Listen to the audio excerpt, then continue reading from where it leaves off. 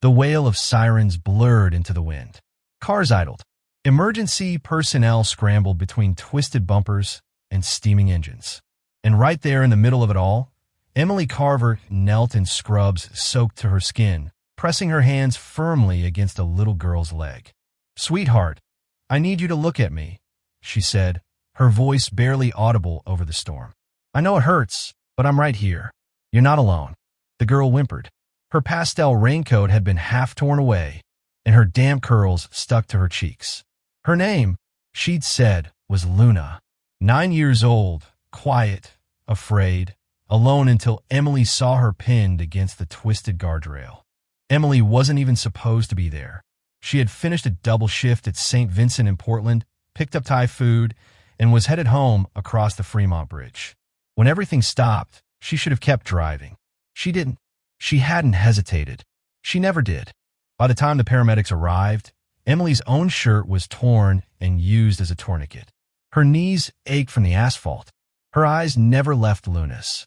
Then came the voice, sharp, controlled, but breaking beneath the surface. "That's my daughter." Emily didn't flinch. A man in a tailored jacket, soaked and out of breath, dropped beside them. Salt and pepper hair was plastered to his forehead. His hands reached, then paused mid-air, unsure.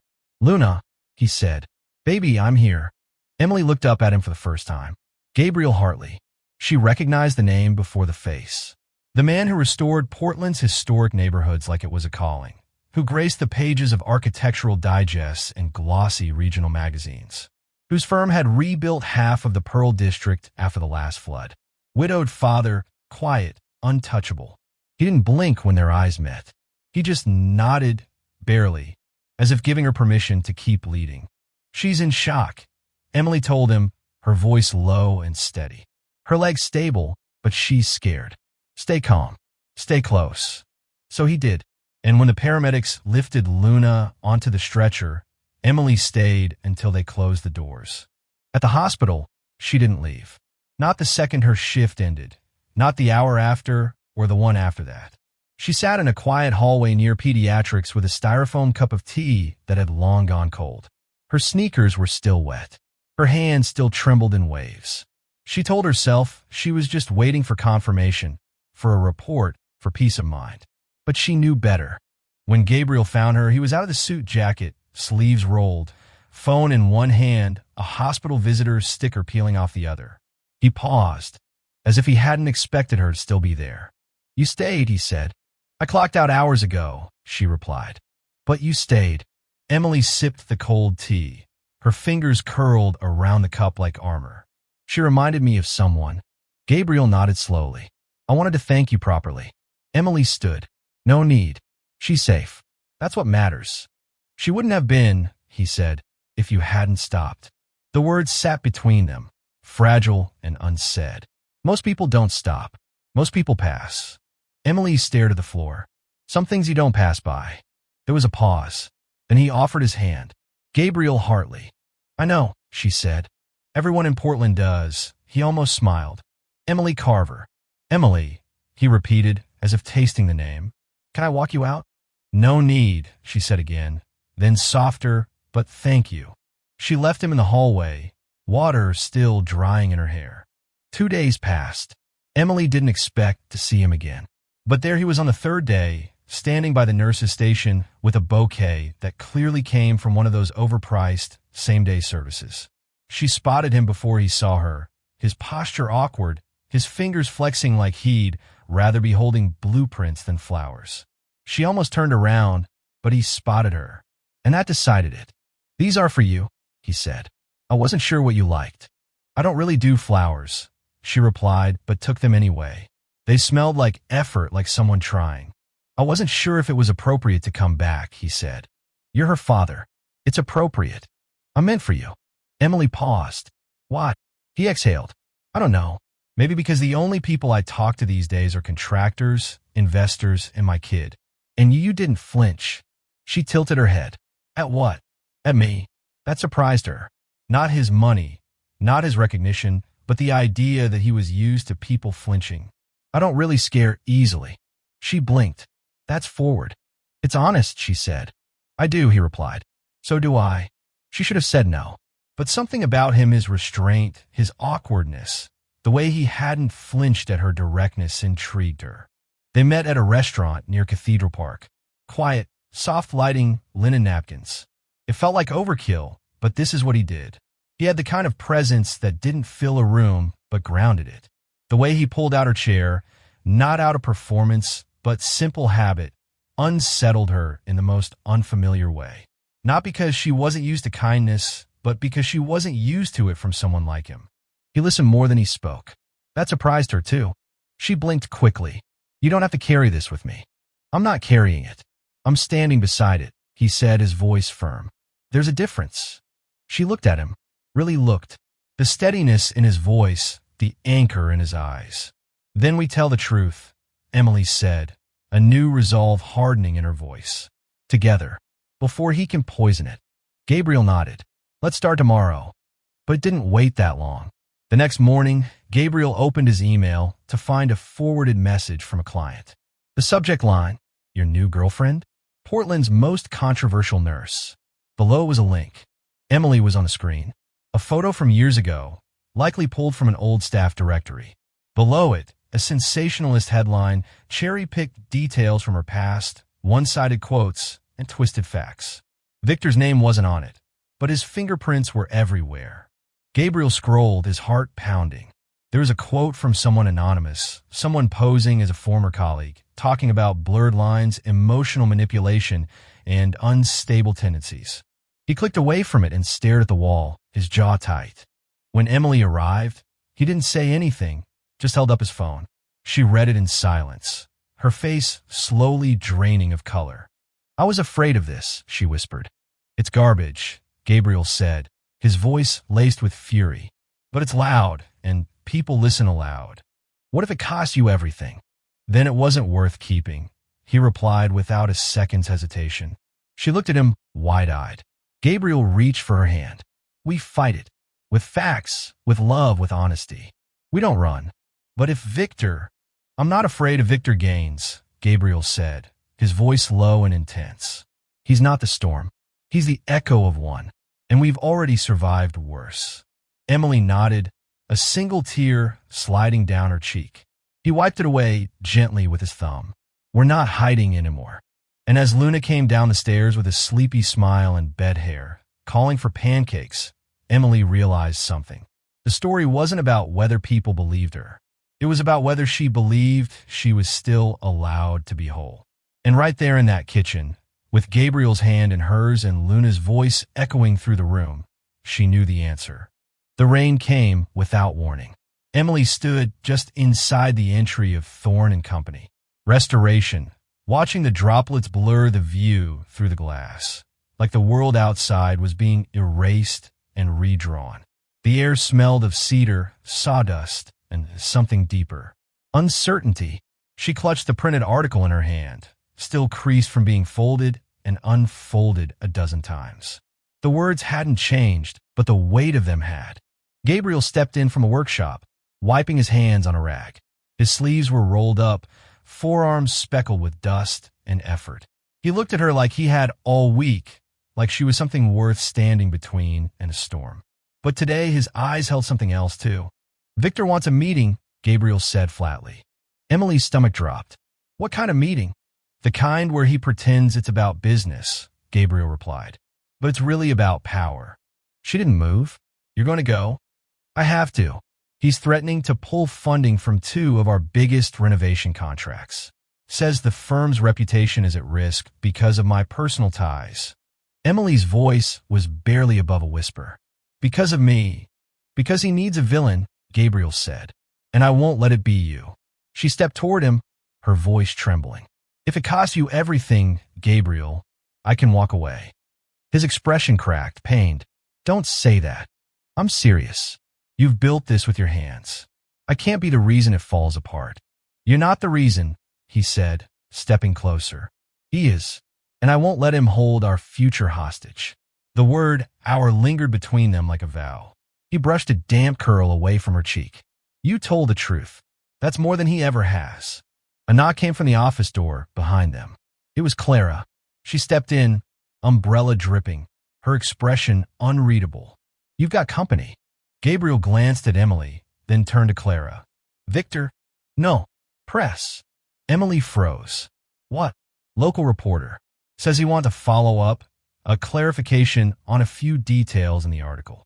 Emily exhaled slowly, her pulse ringing in her ears. They're already digging deeper. Clara raised an eyebrow. He's waiting outside. You don't have to talk to him. Yes, Emily said, her voice surprisingly steady. Ido. Clara looked at her for a long beat, then nodded once. I'll be here if you need a reason to walk away. Emily stepped outside into the rain without an umbrella. The reporter stood under the awning, notebook in hand, thin-rimmed glasses fogging slightly. Emily Carver? He asked. Yes. I appreciate you taking a moment. I know this must be uncomfortable. She didn't smile. Let's skip the performance. He cleared his throat. There are inconsistencies in the story that ran.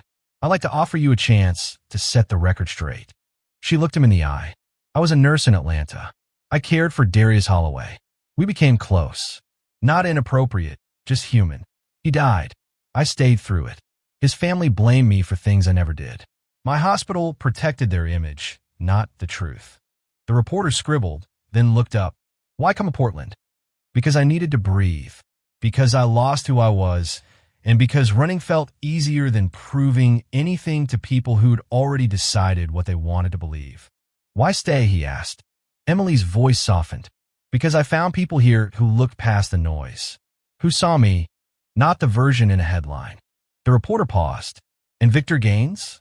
I don't answer to men who use fear as leverage, she said. Print that if you want something real. He blinked, then quietly closed his notebook. Thank you. Back inside, Emily was towing rain from her hair when Gabriel appeared again, his phone in hand. He hesitated. What is it? She asked. Victor just emailed. She waited. He's terminating the contracts. The room tilted slightly, as if the floor pulled back a step. And the board? She asked. I don't know yet. Emily's hand went to her mouth. I'm so sorry, Gabriel. Don't, he said firmly. Don't take this on. You didn't cause this. I did, she whispered, by existing in your world. No, he said, his voice low and steady, by loving me in it. And I wouldn't trade that for a dozen contracts. Clara stepped back into the room with May right behind her. Neither spoke, but their presence was a steadying force. May crossed the room and handed Emily a manila envelope. What's this? Emily asked. Paperwork, May said simply. Proof Victor's been using firm resources to fund a personal PR campaign against you. Gabriel blinked. How did you get this? May tilted her head. Let's just say Victor's not as careful with his secrets as he is with his image. Emily opened the file slowly. Emails, transfers, screenshots. It was all there. You can clear a name, May said. And if the firm has any backbone, they'll clear Gabriel's too. Emily looked at Gabriel. He nodded. Then let's finish this. Outside, the rain softened to a drizzle, like even the storm had started to let go. The board meeting was set for Thursday. Gabriel stood beside Emily, tall and still. No hand-holding, no glances, just presence. It was enough. The board president, a gray-haired woman named Lillian Marks, cleared her throat. We'll keep this brief. Everyone's reviewed the materials. The allegations are serious. The ethics code is clear. Let's speak plainly. Victor's voice was cool, composed. I acted in the best interest of the company. The situation was volatile. Public image matters. We've seen that before. He didn't look at Emily. She didn't flinch. Lillian turned to Gabriel. And you, Mr. Hartley? Gabriel stepped forward, calm but firm. Victor didn't protect the company. He weaponized it. He used our resources to smear someone I care about, and he jeopardized long-standing contracts to settle a personal score. Lillian raised an eyebrow. You're accusing him of sabotage. I'm stating facts, Gabriel said, and offering documentation. May, seated near the back, slid a second folder across the table. Victor straightened. This is a personal matter being dragged into a professional space. No, Emily said, her voice clear and ringing in the quiet room. This was personal when you made it professional. The room went still. Lillian nodded slowly, then tapped her pen against the folder. "We'll vote now. You'll be notified of the result before the end of the day." That evening, the call came just after 6. Gabriel answered on speaker. "Mr. Hartley," Lillian said, her voice formal but not unkind. "The board has voted to remove Mr. Gaines, effective immediately. You retain full ownership stake. Further steps will follow regarding the contracts and PR." Gabriel didn't speak. Emily closed her eyes. "And Ms. Carver," Lillian added, "we're sorry." Emily exhaled slowly. "Thank you." After the call, they sat in silence on the porch, letting the quiet settle. It wasn't victory that filled the space. It was relief. It had been 6 months since the boardroom vote that shifted everything. Autumn had arrived quietly in Portland, sun-warmed with crisp evenings. Emily stood outside a small, white cottage clinic, keys in one hand, a to-go coffee in the other. A ceramic pumpkin grinned crookedly from the porch railing. Luna had insisted they put it there, so the patients know we're friendly. The clinic had become more than a workplace. It had become a rhythm, a steady heartbeat. By late afternoon, she slipped out into the soft golden hour that made everything look like a painting. The library sat tucked between 2 moss-draped oaks. Inside, the back hallway was roped off with a handwritten sign, still under repair. "Please enter with wonder." Emily raised an eyebrow as she stepped behind the rope. The hallway opened into what had once been a forgotten reading room. Now it was completely transformed. Soft lighting, rich wooden floors, restored bookshelves, and in the middle of the room stood Gabriel, dust on his sleeves. "This looks nothing like the blueprints," she said, her voice soft. He turned slowly, a grin forming. It wasn't meant to. He stepped toward her, then reached into his back pocket and pulled out a folded envelope. "Open it." She did. Inside was a single sheet. At the top, in his handwriting, were the words, "The next chapter." Below was a list. Her name is Emily Carver. She has scars from trying to carry too much at once. She trusts slow, forgives quiet, and leaves space for people to find their own way back. She is not my past. She is the proof I survived it. She is not what saved me. She's what made saving myself worth it. She is the chapter one want to write for the rest of my life. The tears came fast, catching her off guard. Emily stared at the paper, her eyes stinging. Gabriel took a breath, then dropped to one knee. "No grand speech," he said, his voice trembling just enough to show it was real. "Just a question I've wanted to ask since the moment you walked into my life wearing grief like armor." He held out a simple gold band. No diamond, no glitter, just solid, honest intention. "Will you marry me?" Not because it fixes anything, but because it's ours. No noise, no headlines, just 2 people who chose each other. Over and over. She didn't answer at first. She just nodded, slow and certain, tears spilling quietly as a laugh caught her throat. "Yes," she whispered. "Yes." Later that night, they walked hand in hand down a quiet boardwalk, wind sweeping in from the water. Luna skipped ahead, pointing at the moon. "This doesn't feel like a new beginning," Emily said softly. Gabriel looked over. "No, it feels like the right continuation." He smiled. "Not every love story needs fireworks." She looked at him, her eyes glowing. "Ours started with wreckage and still found its way to steady." And steady, she'd learned, wasn't boring. It was sacred, because sometimes the most beautiful love story isn't the one that starts with magic. It's the one that chooses to stay when the magic fades. And in that quiet, steady promise, Emily finally found home. So, the story is over. Our wonderful friends, are you still here at this hour? If you're really here, still reading or listening, then maybe, just maybe, something in this story has touched your heart. Maybe you've seen a piece of yourself in Emily's courage or Gabriel's steady strength. Maybe you felt the ache of being misunderstood or the fear of letting someone truly see you. And maybe now, like them, you're wondering, can I start again? Am I allowed to be whole, even after everything? The answer from every quiet page of this story is yes. Life isn't about finding a perfect beginning. It's about choosing to stay when the magic fades, when the past is loud, and the future feels fragile. It's about building something true from what's been broken. It's about learning that our deepest wounds can become the source of our greatest healing. That's what Emily did. That's what Gabriel stood beside. And maybe that's what you're learning to do, too. You see, we don't always get to rewrite the past, but we do get to decide how the story continues. We get to love gently, even when it's hard. We get to believe in belonging, even when we've lived most of our days bracing for the worst. And we get to keep building slowly, surely, one honest day at a time. So, if you're still here, still feeling something stir in your chest, take it as a sign. You're allowed to bloom, even if it's late, even if it's messy, even if the world once told you that you couldn't. And now, if this story meant something to you, would you do something simple but powerful? Like it, share it, and subscribe to the channel. Because somewhere out there, someone else needs to be reminded that quiet love, honest healing, and second chances are real. And they begin right where you are. Thank you for listening.